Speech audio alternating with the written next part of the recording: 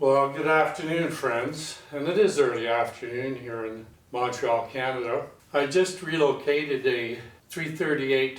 It was made in Sur Richelieu, Canada, and the serial number is JE337206. And it's pretty much a complete 338. It's got the motor in it and everything.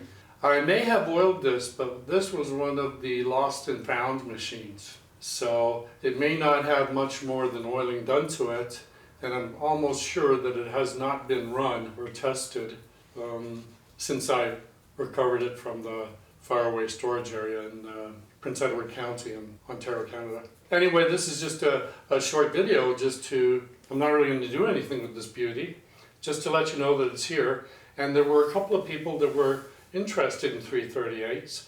So that's, I put that out there for everybody, and I know somebody or two or three is going to be interested in even this short little info video. So thanks again for viewing. Please do take care of yourselves and have fun. Please subscribe if you are able, and we'll talk soon. Ciao, amigos.